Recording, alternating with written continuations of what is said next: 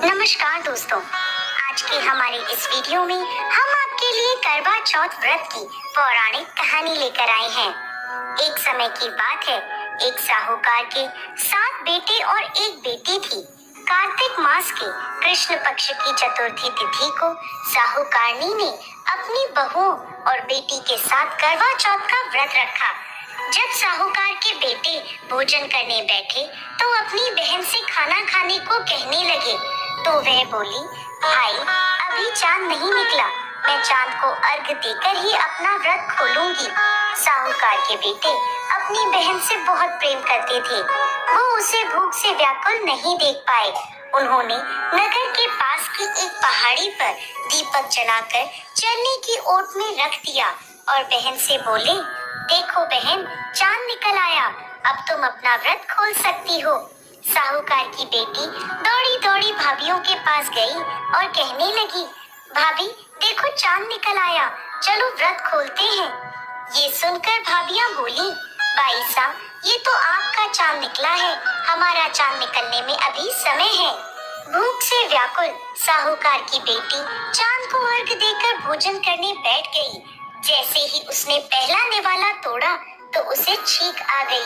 दूसरा निवाला खाने लगी तो उसमें बाल निकल आया और तीसरा निवाला तोड़ते ही उसके ससुराल से बुलावा आ गया। पति बीमार है, जैसी भी हालत में है, तुरंत ससुराल पहुँचे। माँ बेटी को विदा करने के लिए जब बक्से में से कपड़े निकालती है तो बार बार काले और सफेद रंग के कपड़े निकलते हैं। वो घबराकर अपनी बेटी से बोली, बेटा रास्ते में जो कोई भी छोटा बड़ा मिले सबके पैर छूती जाना, और जो कोई भी तुझे बूढ़ सुहागन होने का आशीर्वाद दे वही अपने पल्ले में गांठ बांध लेना। बेटी बोली, ठीक है माँ, और वह अपने ससुराल की ओर चल दी। रास्ते में जो भी उसे मिला वो सबके पांव छूती गई। सबने सुखी रहो, खुश रहो, पीहर का सुख देखो, ऐसा आशीर्वाद दिया। देखते ही देखते वो अपने ससुराल पहुंच गए। ससुराल के आंगन में छोटी ननद खेल रही थी। जब उसके पास गई तो उसने आशीर्वाद दिया, सदा सौभाग्यवती रहो, पुत्रवती हो। ये सुनते ही उसने अपने पल्ले पर गांठ बांध ली और अंदर गई तो देखती है कि उसके पति का शव रखा है और उसे ले जाने की तैयारी हो रही है।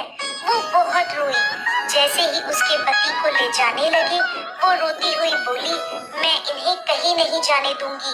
जब कोई नहीं माना तो बोली, मैं भी इनके साथ चलूंगी। जब वो नहीं मानी तो बड़े बूढ़े बोले, ले चलो इसे भी साथ में। वो सबके साथ शमशान चली गई। अंतिम संस्कार का समय हुआ तो बोली, मैं इन्हें नहीं जलाने दूंगी। सभी लोग नाराज हुए और बोले, पहले तो अपने पति को खा गई, अब उसकी मिट्टी भी खराब कर रही है। लेकिन उसने किसी की नहीं सुनी और अपने पति को लेकर बैठ गई। परिवार के बड़ों ने निर्णय लिया कि इसे यहीं रहने दो, एक झोपड़ी डलवा दो। वो उस झोपड़ी में अपने पति को लेकर रहने लगी। पति की साफ सफाई करती और उसके पास बैठी रहती। दिन में 2 बार उसकी छोटी ननद खाना देने आती। वो हर चौथ का व्रत करती, चांद को अर्घ देती और जब चौथ माता आती तो कहती, करवोले, भाइयों की प्यारी करवोले, घड़ी बुखारी करवोले।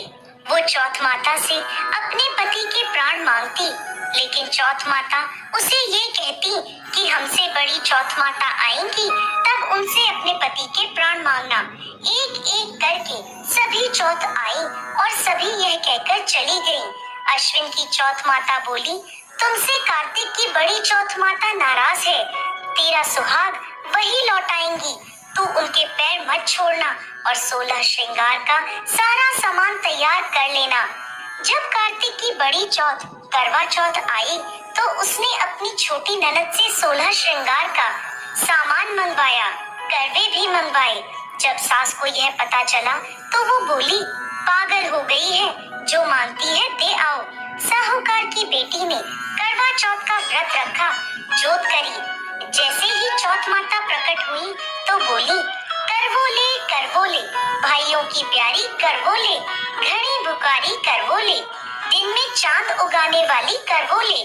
उसने उनके पैर पकड़ लिए और बोली, माता, मेरा सुहाग वापस करो। चौथ माता बोली, तू तो बहुत भूखी है, 7 भाइयों की प्यारी बहन है, सुहाग का तेरे लिए क्या काम। वो बोली, माता, मैं आपके पैर तब तक नहीं छोड़ूंगी जब तक आप मेरा सुहाग वापस नहीं करती। चौथ माता ने एक एक करके उससे सुहाग का सारा सामान मांगा और उसने 16 श्रृंगार का सारा सामान चौथ माता को दे दिया। चौथ माता ने आंखों से काजल निकाला, नाखूनों से मेहंदी निकाली, मांग से सिंदूर निकाला और उसे करवे में घोलकर छोटी उंगली से उसके पति को छींटा दिया। छींटा देते ही उसका पति जीवित हो गया और चौथ माता जाते जाते उसकी झोपड़ी पर लात मार गई, जिससे उसकी झोपड़ी महल बन गई। उसका पति जीवित हो गया।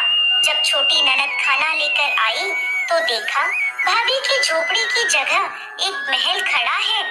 ननद को देखते ही वो दौड़ी दौड़ी उसके पास आई और बोली, बाईसा, देखो आपका भाई वापस आ गया।